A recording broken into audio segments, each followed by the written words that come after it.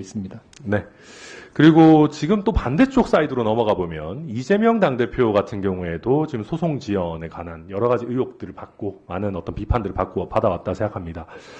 특히 그 공직선거법상 6개월의 그 기간을 준수해야 되는 그 공직선거법 위반 사건의 경우에도 2년 2개월 만에 1심 선고가 나왔거든요. 물론 개별 사건입니다만은 그 해당 판결이나 최소한 언론 보도는 보셨을 것 같은데 쟁점이 그렇게 복잡하지는 않거든요. 그래서 제가 여쭤보고 싶은 거는 이게 이재명 더불어민주당 당대표가 아니고 어디 뭐랄까요? 어디 기초의원이다 라고 한다면은 이게 2년 2개월이나 걸릴 만한 사건이라고 봐야 될까요?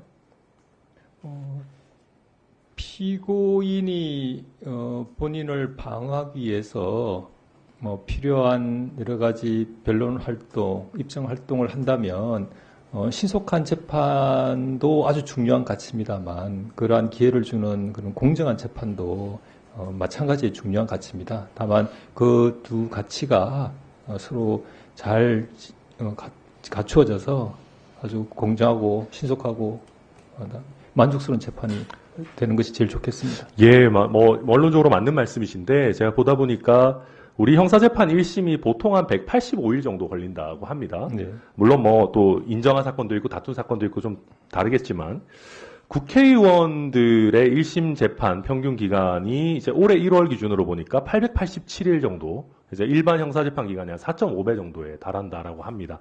이재명 대표 공직선거법 사건도 굉장히 길었지만 다른 사건들도 굉장히 장기화해서 이렇게 진행되고 있고요.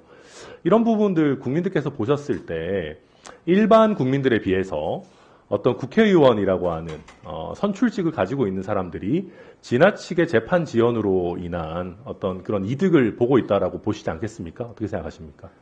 일반 국민들은 그렇게 하실 수 있겠습니다. 다만 일선에서 재판을 진행해 본 경험으로는 피고인이 억울함을 호소하면서 여러 가지 입증 활동을 하겠다라고 했을 때 그러한 필요성이 인정된다면 그러한 방어 기회를 무시하거나 아니면 적극적으로 보호하지 못하면서 재판을 신속성에만 얽매여서 진행하기는 어렵습니다. 아무래도 그런 사건들뿐만 아니라 피고인이 아주 적극적으로 방어해서 많은 입증이나 방어 활동을 하는 사건들은 경우에는 재판이 아무래도 길어지는 수가 있겠습니다. 예, 저도 한 2분 정도만 더 쓰겠습니다. 예. 후보자님, 물론 원론적으로는 맞는 말씀입니다. 그러나 우리가 특히 여러 사건들 중에도 특히 신속성이 굉장히 중요해서 이제 기간을 정해둔 재판들이 있습니다. 네. 대표적으로 공직선거법 위반 사건이 있을 것이고 네. 또 대통령 탄핵 심판도 물론 대법원에서 하는 것은 아니지만 정해진 부분들이 있을 겁니다. 그래서 말씀하신 것처럼 방어권 보장이 물론 포기할 수 없는 가치이긴 하지만 이렇게 특별히 재판 기간을 정해둔 특히 굉장히 법원은 그렇게 해석하지 않지만 입법부에서는 거의 강행 규정에 가깝게 해주기를 바라는 이런 부분에 있어서만큼은 좀 특별히 신속성을 신경을 좀 써야 되지 않겠습니까? 어떻게 생각하십니까? 네, 위원님 말씀 전적으로 옳으신 말씀입니다. 다만 제가 우리 재판부의 사정을 조금만 설명드리면 위원님께서 이해하시기에 조금 도움이 될 것 같습니다. 선거법 사건 말씀대로 국회에서 아주 기한을 정해두고 그 시간 내에 재판하라고 강하게 명령해둔 사항이고 지켜야 되겠습니다. 다만 선거법 사건이라 하더라도 선거기간 중에 단순 선거운동까지 폭행 사건 너무나 단순한 사건도 있지만 정말 많은 증거조사와 그다음에 변론 기회가 줘야 될 사건도 있습니다. 근데 우리 선거법이 항소심 같은 경우는 극단적으로 1심 선고일로부터 3개월 내 선고 아니겠습니까? 그런데 1심 판결 선고 후에 항소심에 기록 송부되는 최단 기간 2주, 그 다음에 항소심이 접수 후에 접수 기록 통지하고 항소 이수 제출 기간까지 따지면 아무리 적게 잡아도 한 달 반 내지 2달이 걸립니다.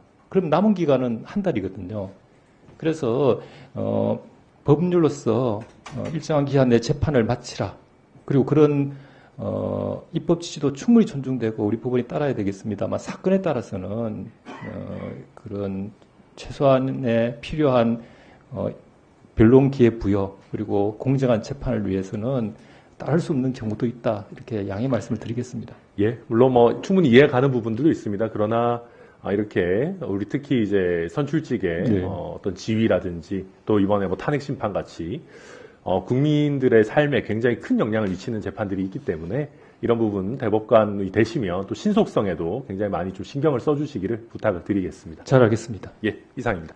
예, 천하람 의원님 수고하셨습니다. 다음은 존경하는 박상혁